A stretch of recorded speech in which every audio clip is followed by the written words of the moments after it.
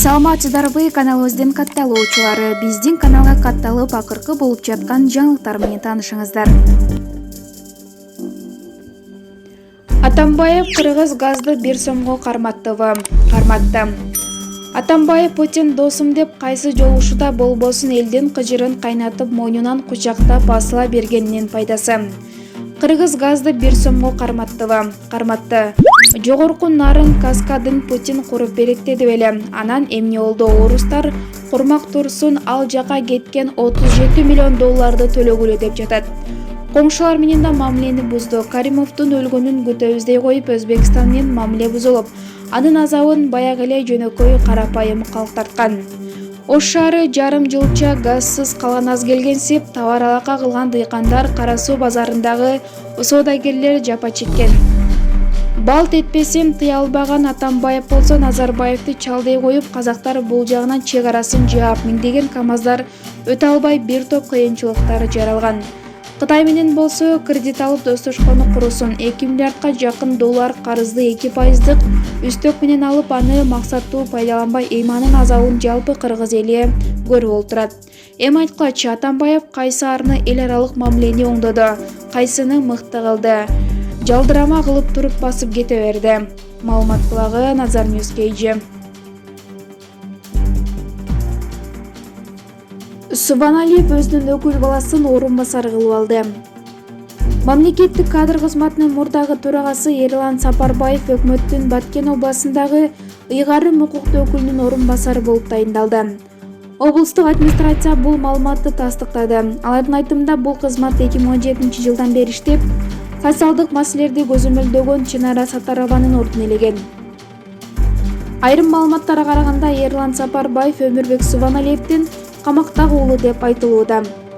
Ерлан Сапарбаев Нарын областынан болот. Ал 2012 жылы Ар Намыс партиясынан мамлекеттик кадр кызматынын төрагасы болуп дайындалып, 2014 жылы пенсияга чыккан.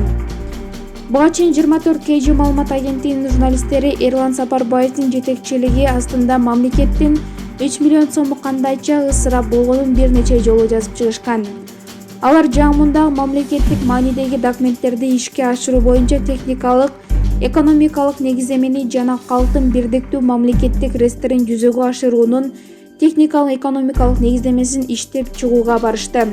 Бул акча интернеттен чындыгында жүктөлгөн документке жумшалган. Маалымат булагы Аргумент KG. Сауырбек Жумабеков. Райымбек канчалаган адамдарга жардам берди, бирок атымды атабаңыз деп суранчы. Бажынын мурдагы төрагасы Райымбек Матраимов тууралуу эл арасында тургай, Кыргызстанга гана эмес, дүйнө жүзүнө белгилүү академик, профессор, алтын колдоо ортопед Сауырбек Жумабековдун айтканын эске салсак. Райымбек Исмаилович мага көп ооруларды жибере баштады. Кеде ал менден: ушундай жардамга муктаждар оорулар барбы, жардам берейин деп сурайт. Мен адашпасам 300дөн ашуун жарандарга демөөрчү болуп бердим.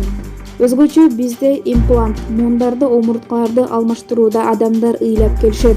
Ошону мен Райымбекке чалам, бирок ал мага: мен баарын сатып берем, бирок атымды атабай эле бир адам жардам берди деп эле коюңуз дейт.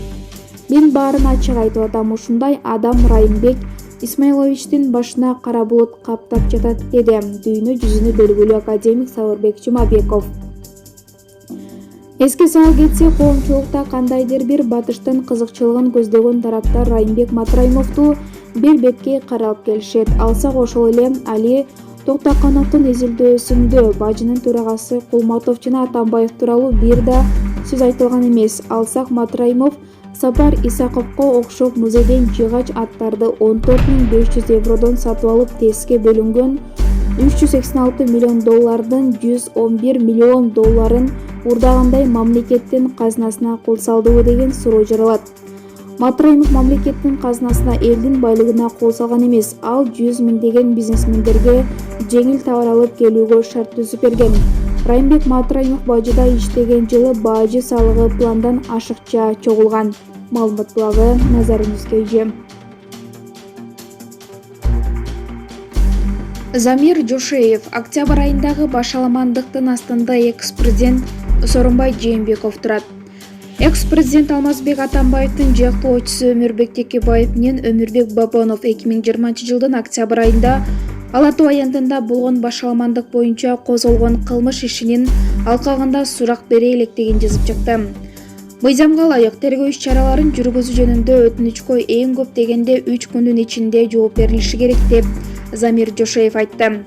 Жогоруда айтылган күбөлөрдү анын ичинде Сооронбай Жээнбековду суракка алуу жөнүндө мен Ички иштер министрлигине экинчиден өлкөдөн чыгып кеткен күнү тапшырдым. Бирок ушул күнгө чейин Ички иштер министрликтен расмий жооп ала элекмин. Сизди тергөөчүлөрдүн аракетсиздиги боюнча арыз менен сотко кайрылууга мажбур кылган нерсе. Жошоев белгилегендей, тергөөчүлөргө башка кылмышкерди табууга мүмкүнчүлүк берилет, бирок эмнегедир алар мүмкүнчүлүктү колдон чыгарып жиберишет. Теориялык жактан алганда бул ишти иликтеген Ички иштер министрлигинин тергөөчүлөрү тергөө үчүн маанилүү маалыматтарды Өмүрбек Бабанов менен Өмүрбек Текебаевдин суракка алуу менен эртерээк алуусуна кызыктар болушу керек деп кошумчалады жактоочу. Кантсе дагы экинчиси мурун массалык маалымат каражаттарында октябрь айындагы башаламандыктын артында экс-президент Сооронбай Жээнбеков турат деп жазып чыгышкан. Башкача айтканда, тергөөчүлөргө башка кылмышкерди табууга мүмкүнчүлүк берилет, бирок эмнегедир мүмкүнчүлүктү колдон чыгарып жиберишет. Маалымат булагы Аргумент KG.